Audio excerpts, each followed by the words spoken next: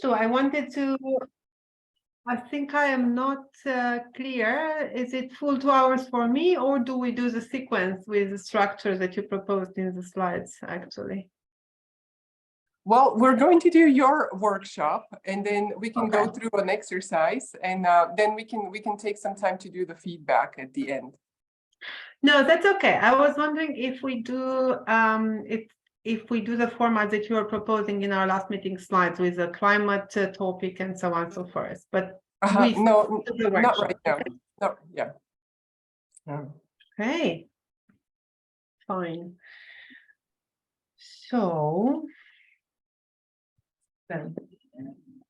I see in the meantime, Susan is here. Hello to you, Susan. Hi, everyone. Hi, Susan. Hi, Sarah. Hi, Sarah. Hey, Vlad joined as well. Sarah. Hello, everyone. Hello, Hi, Vlad. Vlad. Hi, Vlad. Hey, Vlad. It's actually super encouraging to see all of you here, and it's very nice. And I'm glad we do this together before we do it with our accelerator group, because I did deliver this workshop several times, but not necessarily in this format, because your objective was a bit different. So I would be absolutely welcoming your feedback and fully your participation. As always, it's a workshop, it's not a webinar. So we're going to interact a lot, and by the end of it, we can discuss a bit as a team, you know, how you feel about it and what else we can do better before we fully launch it. Is it possible? Who's the host now? Is David? Can I be co-host, please? Was. Thank you. Okay. Do you need any admin assistant? I'm happy to be at your service. No, thank you. Probably we'll open breakout rooms once or twice, but I can easily do that from the bottom of my screen. Thanks a lot, David. Okay. Okay, so today we're going to discuss about adaptive communication, essentially, and we're going to try to do that through the lenses of the process that I know and love, and some of you know as well. I know Nikki got in touch with this process. Actually, we found out together about it as a tool several years back from an Ericksonian trainer. David knows a little bit about it as well, and now all of you are going to be introduced into this topic. It is my hope with some usage going forward for you and for everyone else who will go through the workshop in the future. And it is, without further ado, called let me start sharing my screen and opening the presentation. One of my colleagues, which is also working with this model, likes to start his presentation in a very impactful way. And I am copying that question maybe now by asking, what might NASA and Bill Clinton have in common? And that is that at some point in time, they all used the process communication model. And this is what we're going to talk about today, right? So this adaptive communication model, which is called process communication model, it's basically the reasons why we chose this, and I chose to come forward with this topic linked to adaptive communication, is because basically it's based on an assessment, on a personality profile, but it can be used without the assessment as well. And because it is essentially a tool that we can carry with us and use in our daily lives in both professional and personal life. And clearly we can use with our clients and people who will be in our Climate Executive Accelerator can use it with their investors or with their teams. It basically has like a hugely wide applicancy. And it has basically what we are going to try to cover today shortly, very shortly, because we need to, full disclosure, this is a training. It can be delivered in 2 or 3 days, sometimes 1 day, but that would be a very restrictive delivery. So today, in 2 hours, we are going to try to cover the basics and get out with it, get out at the other end with some very practical and applicable knowledge. So we're going to try to cover and talk about improved self-awareness, understanding of others, and effective ways to connect and communicate. Right, so a bit of history about it, because I like to say where it's coming from. Actually, it has a quite fascinating history in that sense. So it was developed in the 70s by this American psychologist you might have heard of or not. He's called Taibbi Kahler. And he developed some manuscript, which was rewarded with an Eric Berne Memorial Scientific Award. That's because it's based on the Eric Berne's work.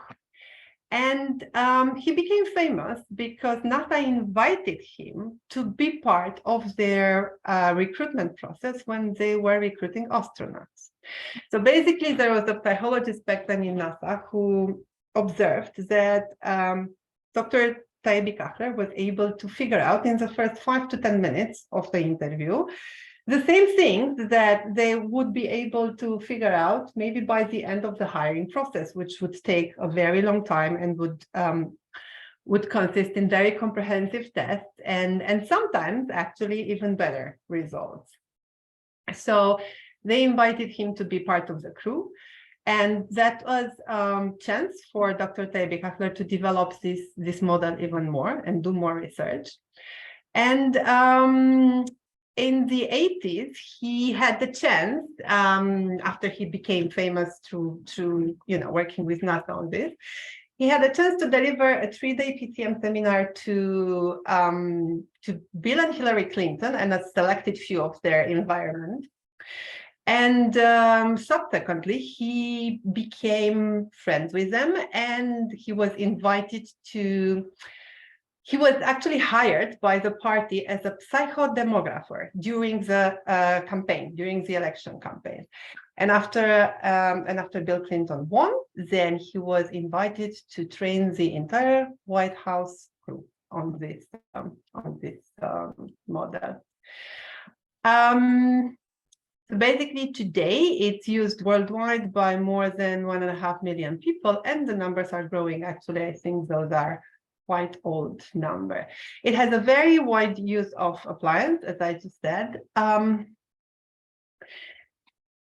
It's used basically because in any field in any position we would be, any identity we would choose to assume at a certain point in time, we all want to be able to have a positive communication, to have our message pass through, and to overcome the irritations, setbacks, miscommunications, right? So as a team, organization leader, teacher, parent, partner, we can all learn how to decode human behavior and speak each other's language to basically build better relationships, right?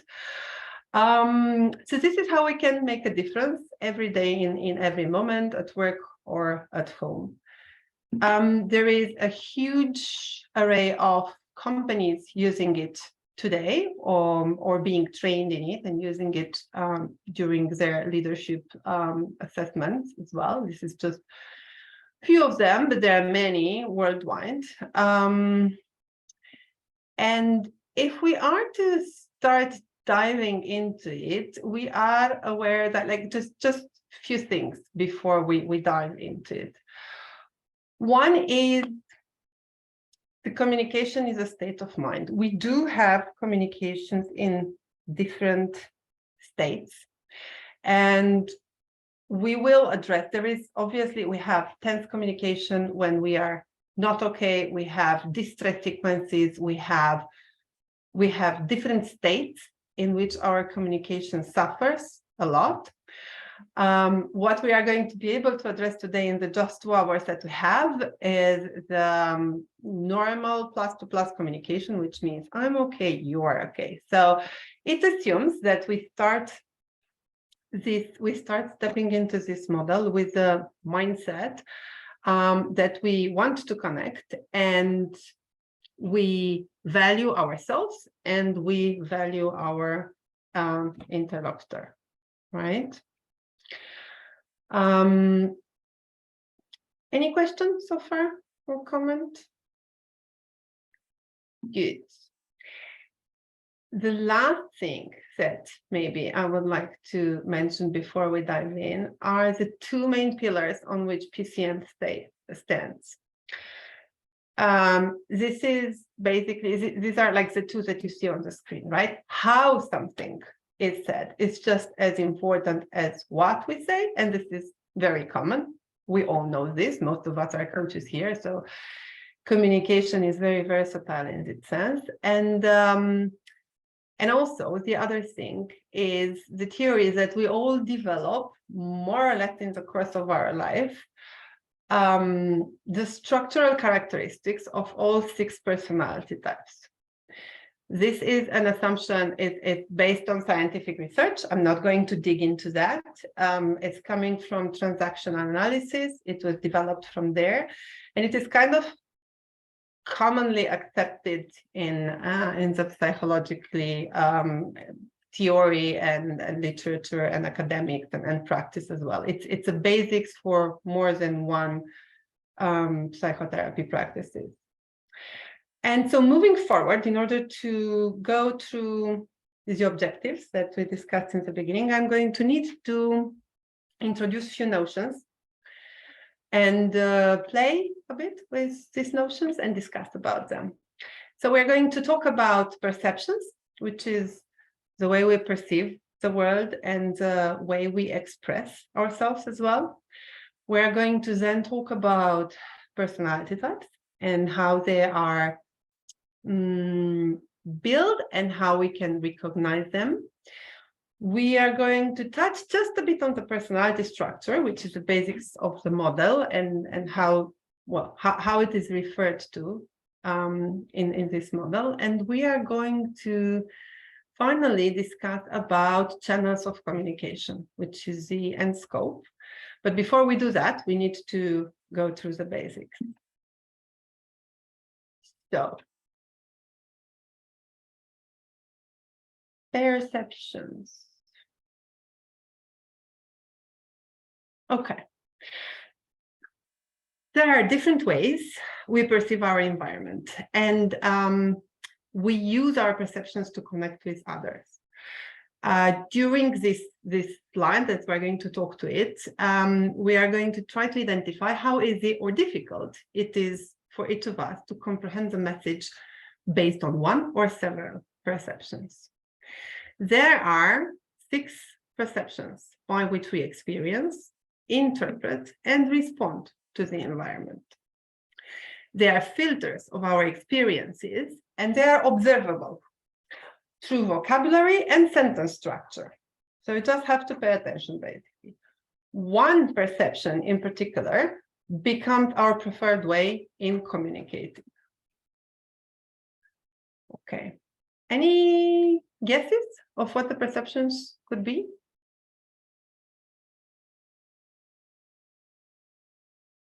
Okay, let's take a look.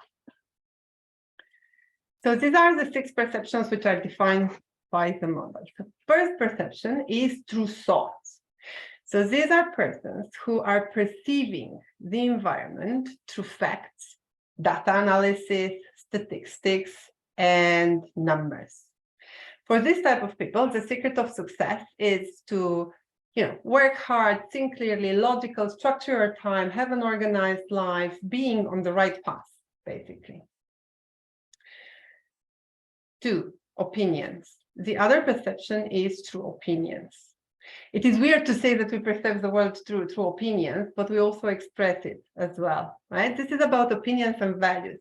This is about people who are following the rules, who have really high moral standards. They always refer to the ethical environment, to the law. They are very conscious. They are very intense and perseverant normally in what they are doing. It's very, the value is important for them. Emotions. These are people who mostly perceive the context and the environment around them through emotions and feelings. They are caring and considerate. They tend to be taking care of the others. And usually, or sometimes even in their own detriment, let's say. So they leave themselves on the second place and make sure that everybody else is okay.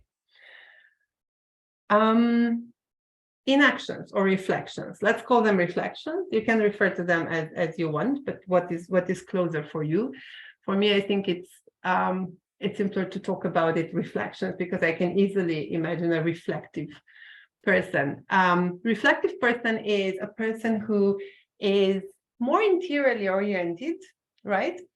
And it's an invitation to imagination. These are people who ponder things and create things. And we can find them usually in the arty space, I would say, but also in the creative space, even if it's a technical space. They are quite emotionless in a sense, in the way that they need their alone time, and they really need to reflect on things. They don't easily get dragged into emotions or into crusades or into talking points or into logical debates, but they truly take their time to reflect on things. Reactions, likes or dislikes. So these are people who are playful. They are valuing very much who they are. They are very intentional in being themselves. They have fun. They are very creative. They are usually rule breakers as well. Very, very engaging in that sense. And actions. People who live through the perception of action, they are usually the doers. That's the best way to characterize it. They are the go-getters. They are the people who go for exciting things. They are charming, persuasive. They are quite, you can see them. They are present, they are obvious. They are fast, and they are really action-oriented. They have solutions and initiatives all the time. They don't really ponder on it, they just don't do it. Okay, I'm going to pause here for a second and give time for some comments. Anything that comes for you when you hear all this? Andra, is there kind of, I don't know, consideration for that these, let's say, perceptions have some level of balance, kind of like one can be emotional, but like very disconnected from emotions, or one can be like overly emotional, or one can be like completely stuck in their heads when they're in thoughts, or one can also be thoughtful and yet move into action, if that makes sense. Yes, it does. These like passive and active side of these things. Yes and no. I mean, some of them are completely exclusive. Like the last example that you gave with inactions and actions, I didn't really find it yet in my experience. But some of them can be complementary. And for sure, when we are thinking about this, none of this is exclusive, right? These are the basics. These are the natural go-tos. These are, what is more natural for you in terms of how you notice things, what you notice first. When you look at the clock, the wall clock, imagine, right? What is it that you notice first? Do you think about how much it costed? Do you notice the design? Do you notice what time it is? Do you notice if it's fixed well on the wall or not, or which side it's facing, or who's talking about it? That's a good one. Perspective. So it's about the natural tendency of doing that. Thank you. And I can see as I notice, for example, which style probably, naturally comes to me. I notice how if I'm in a room, is there a natural pull and push with some of them, kind of like to be who do you gravitate to instantly, and then how do you have to kind of overcome your natural tendencies to be able to talk to everyone that's in the room? Absolutely, the entire model is about how you adjust, and I'm going to show later on a concept which is called elevator, which is basically supporting the idea that we are able to be flexible within all this and to activate them as we need. But just first, I think, as everything, you need to become aware that we have them. We need to become aware what is the natural one, and then which one you need to activate based on the context. But yes, you're totally right. I mean, in different contexts, we are attracted by different things. There is a special chapter in this class, which we're not going to touch today because of lack of time, which is, it's called, how is it called? Environmental preferences. And it talks about exactly that, where you gravitate. And it's very helpful in a group setup, to use also with teams and within leadership profiles as well, because it shows, how people go together. Elena. Yeah, just a question, clarification. Do I understand correctly that we have a preferred perception, or we may use several of them depending on the context? Yeah, every one of us has a preferred one that becomes preferred. Yeah, because when I was looking through the list, I picked up 3, like. No, but a preferred one. No, but the concept is you have a base one, which is your natural go-to, and then depending on the context, you touch on all of them. If you want, usually when I talk to people about this model, what I'm saying is like, why I like this model, it's exactly because of that, because it's not framing, it's not labeling, and it's not restricting in any way. This model's assumption is that we are not types of people, but we are types within people. So we have all this, and it is up to us how we train ourselves and how we learn to play with it and how to activate it. But yet we have some natural go-tos, which are defined by our cultural background, family background, all this. The theory is kind of the structure. I will show later the personality structure. It is set by the age of 7. Okay. Right, so but it has all the personality types inside. It has a base, and then everything else is stacked on top. Okay, but we're just at first step, perception. We talk about perception. Anything else anyone would like to add? Okay, why would you see might be important to understand our base perception and maybe the ones surrounding us? To use more colors, not to use preferred go-to, how you say, but to use be more aware that we have different colors or different perception and use them. And maybe for better connection with the others, if we can recognize what is their perception and talk the same language. Yeah, absolutely. David? I wanted to say that is to allow also to understand the different reality other people live in. So we all have built our reality, and that's why we are, more connected to the like-minded people. And that is a way to find, for example, healthy conflict, to be able to understand different opinions and to solve issues. That is, for example, in teams. And to adjust, right? If we are each stuck to only one and we only communicate from one, then a lot of miscommunication is going to happen. Susan? I was thinking about the self. So for me to understand what is my base personality type, it provides comfort and reassurance and confidence in understanding who I am and what might be my default place to go or react, and I can decide in that moment if it's appropriate, or if it's too much for the person I'm talking to, then I can pull it back. So once we have this self-awareness, we can choose how to behave with others. Absolutely. Thank you very much for that. Precisely. It's exactly how the model is built, actually. So imagine it's like, I don't know, imagine a discussion between, if you look here, someone who's having as a first perception emotions and someone who's having the first perception thoughts, right? And let's say, I don't know, Nikki, it's funny already, right? In your head, you see it. Like I say, I don't know, I say to my partner, oh, I feel so bad. And he's like, oh, since when do you feel bad?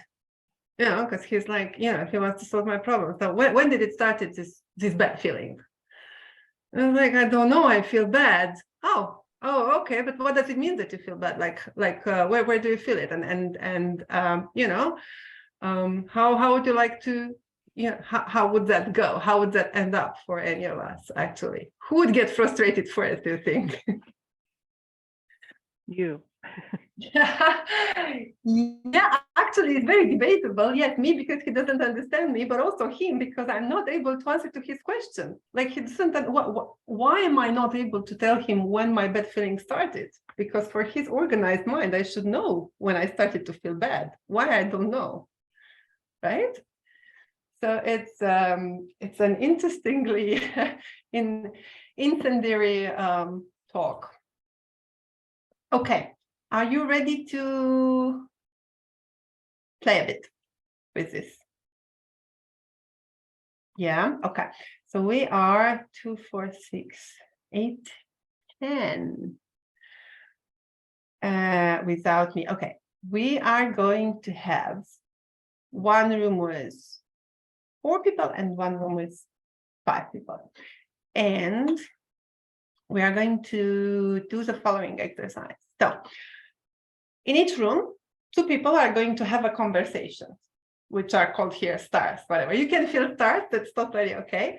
But you have a conversation about a hot topic. You can choose a topic. Just think about the topic. One of you proposes, it doesn't really matter. The other 2 people are observers. Each of you choose one of the 2 speakers to observe, right? So that you can have a focus. And during the discussion, try to think about all the perceptions that we talked about. And after a few minutes of conversation, stop the dialogue, give feedback, and try to share what you observed about each of your assigned speaker, and then switch roles, right? So the 2 persons who were discussing, and then in the group with 5, then the conversation can be between 3 people. That's fine as well. We can have a group conversation and 2 observers. Is it fine? Is it clear? Did I understand right that the star means like that's the perception, and then I go into the topic trying to speak from that perspective?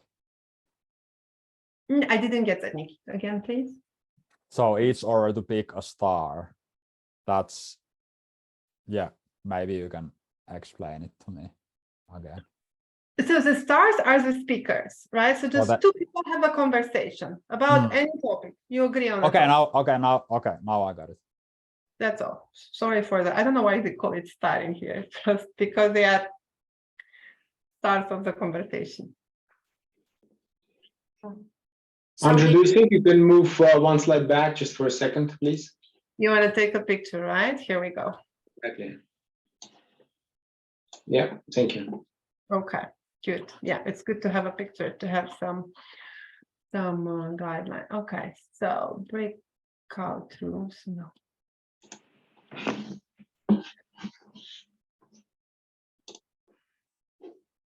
Oh. 2 rooms, and you can have, let me see, it's 3:30, so 3 minutes conversation, 2 minutes feedback, and then you switch. So let's give some room. So let's have 12 minutes total.